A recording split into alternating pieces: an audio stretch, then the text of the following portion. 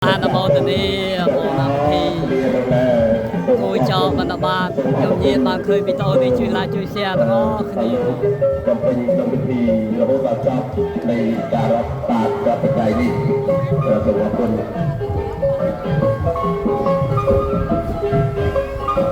ប្រគុណម្ចាស់ដែលបាននិយាយហើយនឹងប្រគល់លេខអាបត្តិសម្រាប់បដាយសិនចុះប្រគុណម្ចាស់ដែលបាននិយាយហើយណាញាតិញោមដាក់តាំងពីហើយអរលោកសូម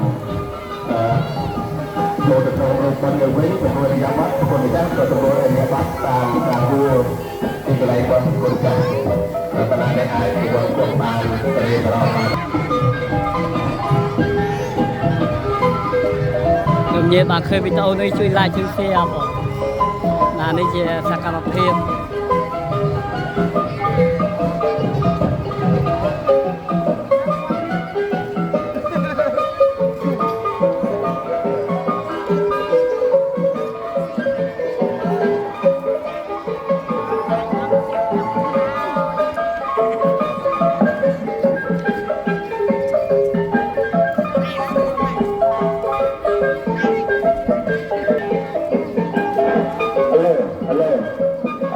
អាចសូមអរគុណចំណាគឺថា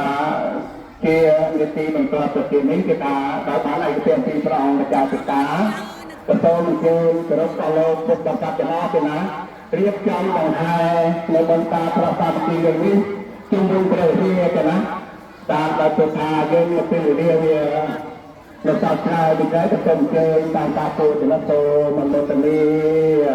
យើងនិយាយអលោកពុទ្ធបរិស័ទទាំងអស់ទៅជាលើកទី2នេះទៅណា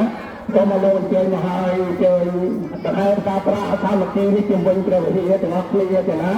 ដើម្បីជាការបង្កើននៅកម្លាំងចិត្តរបស់យើងបានជ្រះថ្លាតទៅទៀតទៅណាសូមអនុមោទនាជ្រះថ្លាទៅណាសូមអញ្ជើញចូលយកការប្រាក់ទៅណាបាទសូមអញ្ជើញមកទៅណាដល់គ្នាចឹងបាទអរគុណបាទសូមអរគុណពិចារណាអញ្ចឹងលោកញោមការប្រាក់យើងនៅក្នុងហ្នឹងការប្រាក់ông chơi mơ tam caប្រាក់របស់យើង